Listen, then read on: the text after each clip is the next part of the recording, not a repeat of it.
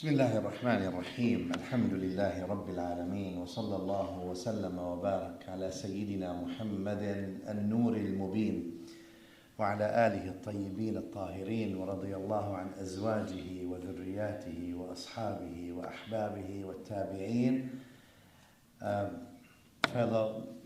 First of all, the Honorable Mr. Bilal Erdogan, the Vice President of Ibn Khaldun University, the Honorable Shaykh Effendi, the honorable dignitaries, guests, faculty, staff, students, Assalamu alaikum wa rahmatullahi ta'ala wa barakatuh. Gives me great pleasure to be amongst you here today, obviously for many reasons. First of all, the accomplishment of the 10th year anniversary of the Madina Institute in South Africa, and obviously the graduating students. I think the ayah, I'm going to take off the verse that was recited. Bismillahir Rahmanir Rahim. وَقُلْ رَبِّ زِدْنِي عِلْمًا. O Allah, keep increasing me in knowledge. I think that's the journey that we all signed up for when we joined Medina. Whether we're teachers or we are students or even staff. That this life is about knowing more and learning more. Because the day you stop learning, you can no longer teach, nor can you understand. We live in rather difficult, or I'm not going to say difficult, challenging world. My job is to make sure I make you aware of it as much as I can. Now that you're graduates and you're out there to go see the world, the real world, over the recent decades, our global educational system has undergone significant challenges and transformative shifts. With the various ailments plaguing our educational system globally, educational reform have attempted to pick up those who are lagging behind and fudge the gaps. Consequently, there is a growing perception that despite the longer years spent at educational institutions, students are now more uneducated than before. There is undeniable evidence of declining academic standards, globally speaking. Academic rigor isn't just about a class being hard or a teacher assigning a lot of homework. Academic rigor is a multifaceted concept that encompasses critical thinking, combining knowledge and concepts in new ways, and complex applications of learning. Academic rigor requires teaching that fosters deeper forms of questioning, understanding, and analysis. A comprehensive approach to learning, that involves a deep content, conceptual complexity, higher level mastery of content, performing critical analysis, applied problem solving, synthesizing concepts to generate new insights, effective use of advanced study skills, note-taking, critical thinking, research, and writing. But the sad reality does not reflect that. The Muslim academic field was not spared from this global phenomena. Preachers, celebrity orators, students, ambitious wannabes have oftentimes overshadowed scholarship and consequently produced preachers under the title of scholars who have added to the confusion. Educational achievement is directly linked to economic success, as you all know. In order for a community to compete in a global economy, its members must contribute. And they cannot contribute if they are lacking in knowledge, for knowledge is power. The decline of morality, which is another challenge that you all face as graduates, that decline is on public display more than ever. Technology lets the world see people everywhere behaving badly. Videos of violence go viral very quickly, bickering, bullying in social media, and many think nothing of posting nearly naked pictures of themselves for the world to see. We're not letting children be children anymore by creating a generation of super sexualized teaching environment for children with inadequate measures for fostering healthy development. Our society is connected to the internet more than anything else today. Young people tend to spend more time with the net than with their respective places of worship, acts of religious devotions, or time spent bonding with family and real friends. This has become the source that shapes the generation, not just morally, socially, but also religiously. AI, artificial intelligence, plays a big role in shaping public opinion, but also religiosity, political and social views. It manufactures consensus, no longer leads to it. From social media algorithms to news aggregation and recombination systems, political and social campaigns and micro-targeting, content manipulation, sentiment analysis, and more, it becomes crucial to recognize that AI is a tool created and controlled by human beings who may also have their biases and worldviews. Transparency, accountability, and responsible AI practices are therefore essential to mitigate serious risks associated with the potential manipulation of the public discourse. And that's for you all scholars to figure out how you get involved and how you shape the world. Additionally, obviously, media literacy and critical thinking skills are crucial for individuals to navigate information that involve, or environments that involve AI. Globally speaking, on another level of challenge that you all will see as graduates, some might argue that today's conflicts, violent conflicts, are less deadly compared to historical wars. Because you're going out there and your job is to be the extensions of the prophetic message, sallallahu ta'ala alayhi wa sallam. And the first thing you do is you're going to face conflicts. The numbers of civil conflicts have doubled, in fact, since 2001, though the total number today may have not yet exceeded that.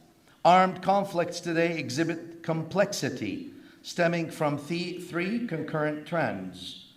Initially, while traditional interstate conflicts have become exceedingly rare, labeling conflicts as civil wars might not fully encapsulate the situation. And this is what more and more countries are facing, and societies.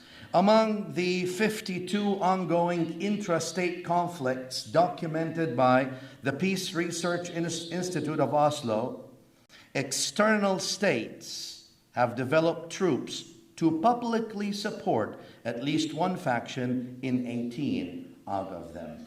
If you don't call this global interference and war, what else do you call it? Such conflicts influenced by external intervention and sometimes coercion tend to be more severe, enduring, and challenging to resolve compared to conventional civil wars. Secondly, a direct result of the aforementioned trend is the proliferation of non-state armed groups involved in these conflicts. According to the International Committee of the Red Cross, nearly half of today's conflicts involve between 3 to 9 opposing armed groups. In some instances, like the ongoing conflicts in Libya, Syria, etc., hundreds of armed factions are engaged in hostilities. The involvement of numerous groups complicates efforts to achieve peace settlements. Sadly, religion has been used as a motivator in many such conflicts. You all know that religion has nothing to do with this. It's greed, ambition, and self-serving emotions that we actually cloak with religious rhetoric to motivate the people. Your job is to bring back peace to humanity, not to fuel conflicts. Your job is to carry وَمَا أَرْسَلْنَاكَ إِلَّا رَحْمَةً لِلْعَالَمِينَ by living that mercy and then channeling it onto others. Thirdly, obviously, contemporary combatants often blur the lines between traditional military forces and criminal affiliations. In an interconnected global landscape with highly integrated supply chains, these actors frequently operate across various spheres. Old wars historically contributed to state-building efforts. That's why people usually in the old days went to wars. However, contemporary conflicts exhibit a stark contrast. They tend to dismantle established states, exhibiting low levels of state participations. These conflicts operate in a decentralized and globalized manner, leading to the disintegration of federations. They give rise to new, precarious, internally focused sub-state entities like the Republika Srpska in Bosnia or the South Sudan, for example. These conflicts witness minimal taxation, rely on revenue generated from war-related activities. Consequently, essential state services such as health, education, policing, and judicial system suffer immense damage. They give rise to fragmented and often transnational extremist political and religious identities and contribute to waves of forced displacement and migration. Modern conflicts represent a reflection of the increasingly dysfunctionality of states within contemporary society. The concerning global signs mirror those witnessed in the context of these new wars. They encompass the hollowing out of states due to forceful new liberal approaches forced down on people that deconstruct the concepts of God, family, and country, and the ascent of crony capitalism, where influence and wealth take precedence over public discourse as the currency of power. Additionally, extremist populist ideologies targeting marginalized groups have gained traction through modern digital channels, propagating falsehoods and propaganda. One of the worst things I've seen in post-9/11 world, where so-called Muslim experts appear on big media channels, and after listening to them for about 15 minutes, I realized I don't recognize anything about the Islam they're representing. States are grappling with diminished capacities to address everyday societal issues, and that's a fact that's going to increase more and more. You'll see that in your lifetime. I hope I'm wrong. This erosion stems from excessive spending on multiple things, among them external conflicts, indirect domestic budget cuts, and privatization, the enormity of challenges like climate change that surpasses state capacities, and entrenched mindsets rooted in conventional war approaches. Even the so-called advanced nations, instances of hate crimes, terrorism, and mass shooting are surging. A plausible, even likely, scenario signifies a global era of enduring new forms of conflict where this novel condition supersedes both capitalism and democracy. This doesn't forecast escalated conflicts between states, but rather heralds a new era marked by these distressing signs of societal collapse, fostering a breakdown in human relations and amplifying an extreme individualistic and AI-driven existence. And that's where your job comes as well. Watching the violence unfolds in Gaza, for example, against innocent children who have been massacred by the tens of thousands, wounds all humanity and plunges the level of hate and violence threshold tolerance in the world in general.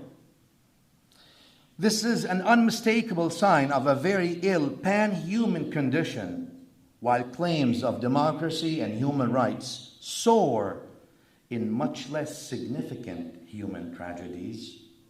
Now, no tragedy is insignificant. The world needs healing, and that's what your role is as teachers and as graduates. Conflicts, violence, whether the violence is verbal or actual, are intricate and arduous. Where conflict and violence often spiral, perpetuating further harm, toxic narratives become ingrained, fostering enmity among people. And that's where your job comes again, to dismantle that enmity and replace it with that which is good.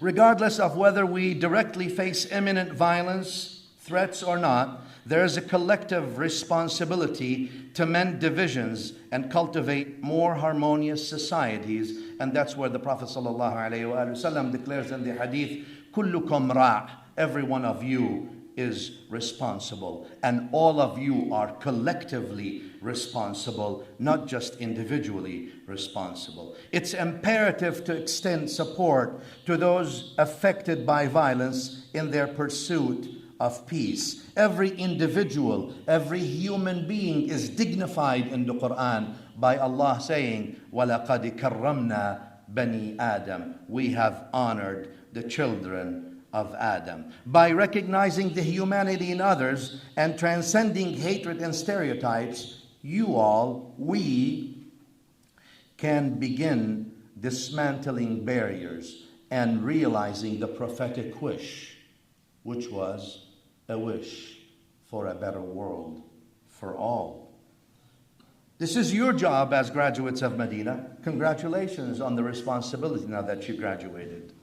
Emphasizing commonalities and understanding different viewpoints fosters the groundwork for trust. I always said, and I will always say, the job of Madina is to cultivate the clash of minds, not the clash of hearts. The clash of minds, and only the clash of minds, yields the best result for all of us. Let the best person win.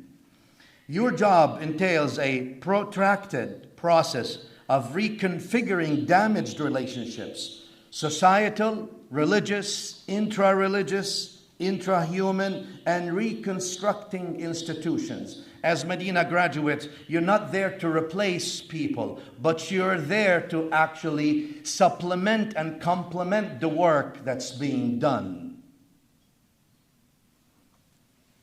It involves uniting people and aiding them in resolving things and disputes amicably, in resolving conflicts, in resolving issues, in bringing out academic differences while addressing the underlying causes and coming to a basic understanding of agreeing or disagreeing amicably.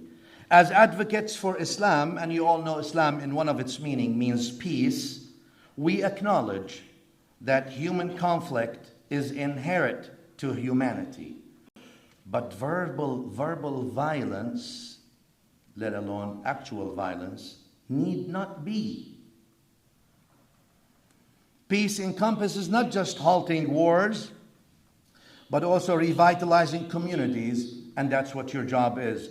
The Prophet ﷺ, Allah sent him to give life to people, including people who disbelieved in him, not to take life away from people, including those who did not believe in him. But so long there is a merciful Creator, and there's always hope. This is where your role is. At Medina, we aim to inspire women and men of virtue. A good Muslim is someone who has good character built in them. It's not the amount of information you memorized. It's actually the manifestation of your akhlaq, of your conduct. Do you really represent Muhammadun Rasulullah sallallahu alaihi wasallam? or you represent the shuh of your nafs, the lower nafs desires of yours, whether it's be it arrogance, ignorance, selfishness, it stinks, in plain English. At Medina, we aim to inspire women and men of virtue. We believe that purity of heart, mind, and soul are essential for living a life of virtue and integrity. We believe in redemption and Allah's forgiveness and second chances. We believe that what's being taught at schools nowadays may not educate people. We believe that vocational training and education are not the same thing, necessarily. We believe that while sex education teaches sex, actual education teaches love and respect. That's your job in the communities. We believe that everyone should have conversations about living pure and whole and holy, because that's the only way you can succeed. We call that tazkiyah or ihsan, which is a lifelong active refinement process. We believe that you can impact the next generation if you selflessly serve. You can change the world, yes. We believe that purity and honor and selflessness should be valued and protected and honored. Those are the honorable people. The honorable are those who are selfless people. At Medina, you elevate your mind, you elevate your heart, and you elevate your life to positively contribute to our world and our humanity, which is desperately seeking your love and positive contribution. Whether it utters it or not, we must uphold the prophetic teachings we call sunnah and administer it as an antidote to heal society, heal the world, and bring about love and harmony, not just in the teaching class or at the masajid, but also on the streets, in the neighborhoods, with families. I'm going to finish with the hadith that Imam Ahmad narrates. Wal-Hakim also narrates on the authority of Abu Hurairah وأحمد عن عقبة. النبي صلى الله عليه وآله وسلم says, ثلاث من كن فيه حاسبه الله حسابا يسيرا وأدخله الجنة برحمته. Three things, if you have them in you, and that's for all of us, but specifically for you all, students of knowledge graduating. Three things the Prophet ﷺ allegedly says, if you have them in you, your hisab, your accounting will be easy, and Allah will pardon you and admit you into His Jannah. قالوا لمن يا رسول الله. They said, who are Ya Rasulullah? What are these three things? He said, تعطي من حرمك. You give those who deprive you. If you give those who give you, what good are you? If you're good to those who are good to you, what good are you? تعطي من حرمك. You give those who deprive you. وَتَعْفُوا عَمَّنْ ظَلَمَكَ. And you forgive those who wrong you. That's where strength is. That's where what your knowledge that you've learned ought to be transformed in. Your knowledge is not to be weaponized against people who don't know. Anyone who learns a bit of information can ridicule those who don't know it. But information or knowledge was never meant to be weaponized. It was meant to actually build bridges and fudge the gaps and finesse the differences and bring the best out in people for a purpose that's much bigger than any of us and all of us. The third, the Prophet ﷺ said, وَتَصِلُ مَنْ قَطَعَكَ. And you connect those who sever all connections with you. Congratulations and Alf Mubarak to all of you. Thank you so much.